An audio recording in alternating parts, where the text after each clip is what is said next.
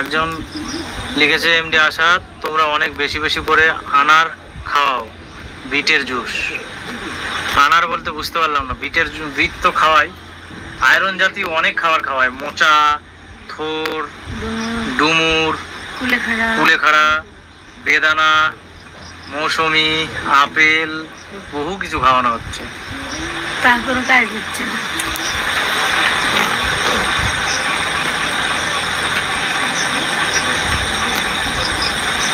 এখন তোমাদের এদিকে কয়টা বাজে? আমাদের এখানে 7:33 বাজে, আর তোমাদের ওখানে এখন মোটামুটি 8:08 এরকম। বাংলাদেশে এখান থেকে 35 মিনিট বেশি ওখানে।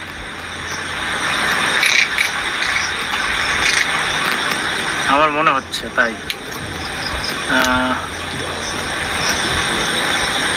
কল্পনা সাহা আমার নামটা নাও। আচ্ছা, রাকেশ দাস,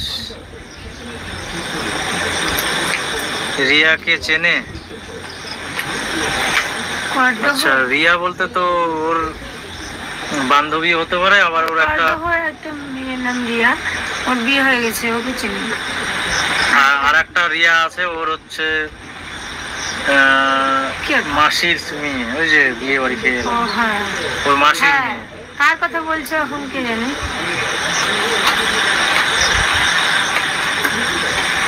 আচ্ছা না দাদা, এখন বাজে 8:04। যাই হোক, আমি ভেবেছিলাম যে 35 মিনিট বেশি ওখানে, ওই জন্য আমি 8:08 বলেছিলাম। তো 4 বাজে,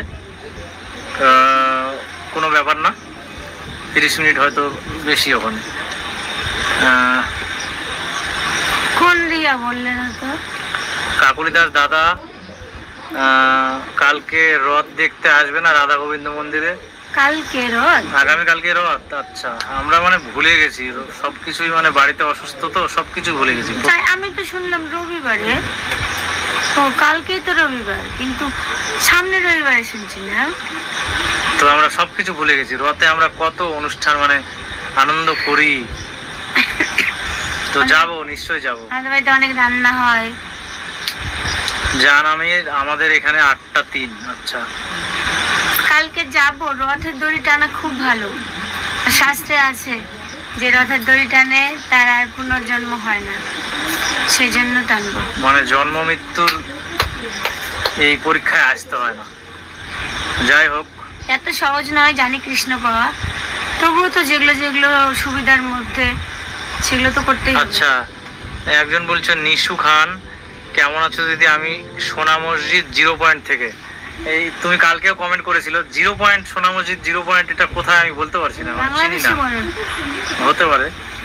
তারপর চন্দনা মালো, দাদা আমরা বাংলাদেশ থেকে বলছি, আপনাদের সব ভিডিও দেখি, অনেক ভালো লাগে, মানে অনেক অনেক ধন্যবাদ, অনেক অনেক ভালোবাসা রইল, যেহেতু তুমি দাদা বললে তাই।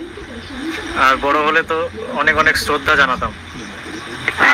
তপনের রথ দেখতে যাব না, তপনে প্রচন্ড ভিড় হয়, আর 1.5 কিলোমিটার মতো হাঁটতে হয়, অতদূর হাঁটতে পারবো না। তারপর রনি গেম আচ্ছা লিখেছে যে দাদা এখন কেমন আছো? দাদা দিদি এখন কেমন আছো? আমি তো কালকে জ্বর ছিল, এখন ভালোই আছি। ও এখন ভালো ছিল, ও অসুস্থ হয়ে পড়েছে। হবে শরীরটা কি অসুখ হবে। সুজন রয়, বৌদির কি জ্বর?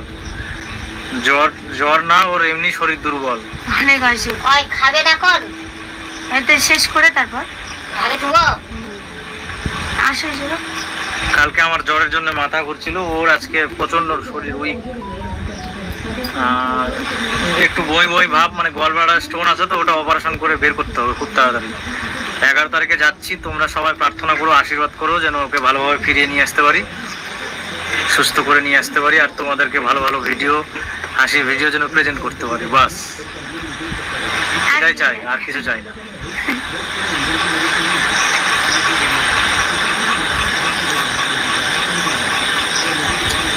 তারপর সুমন মাহাতো লিখেছো, তোমার বাড়ি কোথায়? তোমরা সুস্থ হয়ে আসো, ভগবান তোমাদের মঙ্গল করুক। তারপর সান্ত্বনা আনকি রে, দাদা তোমরা এত তাড়াতাড়ি খেয়ে নাও? একদমই, আমরা সকালবেলা 9টার মধ্যে ভাত খাই, আবার মোটামুটি 2:30-3টার দিকে আবার খাই কিছু, আমি মুড়ি খাই। মুড়ি খাই, কোনোদিন একটু ফল খাই, কোনোদিন হয়তো চিড়া খেলাম, কোনোদিন রুটি বানিয়ে খাই, আর কোনোদিন খাই না। আবার রাত্রি 8টা-8:30টার মধ্যে আমাদের খাওয়া কমপ্লিট। কারণ সবাই অসুস্থ, আমার মা তো হাড়ের রুগী, তাড়াতাড়ি খাওয়া দাওয়া 9টার মধ্যে সারলে শুয়ে পড়তে পারেন, আরাম হয় একটু শরীরটা, সেই জন্য আমরা চেষ্টা করি আগে ভাগে। আর ডাক্তারবাবুরা বলেন যে সকালবেলা 8টার পর খাবার খাও, আর রাত্রি 8টা না 7টার আগে খেয়ে ফেলতে হবে, তাহলে শরীরের সুস্থতা বেশি থাকবে। তো যাই হোক, যেই কারণেই হোক, আমরা একটু সকালই খাই। সকালবেলা 8টা-8:30-9টার মধ্যে খাওয়া হয়ে যায়, আর রাত্রিতে প্রায়, এখন লাইভ যদি না করতাম আমাদের খাওয়া কমপ্লিট হয়ে যেত। আমার মার জন্যই আমি একটু পারাপারি করি, তাকে সব কাজ নিজে করে, আমি তো কিছুই করতে পারি না। তাড়াতাড়ি হয়ে গেলে, ছুটি হলে একটু আরাম করে ঘুমাতে পারবে, না ঘুম ধরুক তবুও তো রেস্ট নিতে পারবে। আর সন্ধ্যাবেলায় খাওয়া দাওয়া করি তো আমরা, সেই জন্য আবার সকাল খিদে পেয়ে যায়। রান্না করলো, ঠাকুরকে ভোগ দিল, সবকিছু করলো, এখন সবাইকে খেতে দেবে, আবার বাসন তুলবে, করে মোছামুছি করবে, সবকিছু। আমি তো কিছুই করি না। আর আমরা এই খাবারটা যদি 11টা বা 10:30 দিয়ে খেতাম, তাহলে কিন্তু সকালবেলা অতটা খিদে পাবে না। মার তো হজমই হয় না, ওই জন্য আগে ভাগে খাই, সকালেও আগে ভাগে খাই। কোথাও বিয়ে বাড়ি গেলে মা আগে খেয়ে নেয়, কারণ অত দেরি করলে পরের দিন আর অসুস্থ হয়ে যাবে, সেজন্য।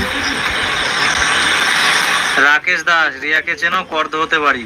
হ্যাঁ, আমি তো বললাম কর্দর, ওরা 2 বোন না, এক বোনের বিয়ে হয়েছে আর বন্ধুর সঙ্গে, ওই যে কার্তিক ছিল, ও ওর দিদি। ওর বাবার নাম তুতন, হ্যাঁ চিনি, একসঙ্গে পড়েছি। ওর বাবা আমার বাবার বন্ধু ছিল, তুতন কাকু, আমাদের বাড়িতে অনেকবার গেছে।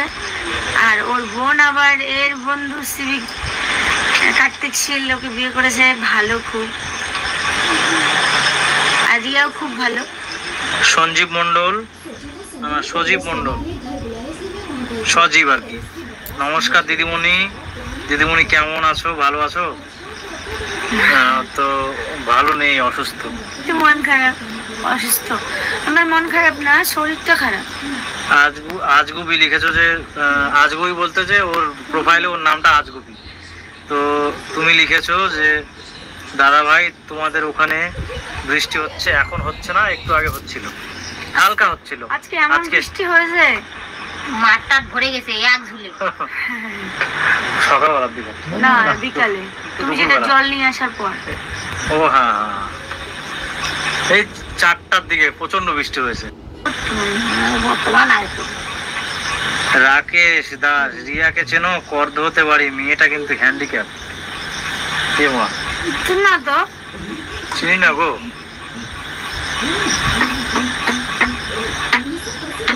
না, আমাদের বাড়ি এসেছিল ওই মেয়েটার নাম রিয়া। হ্যাঁ, ওর নামে রিয়া। ডুগডুগিতে বাড়ি, পার্লারের কাজ থেকে গঙ্গারামপুরে।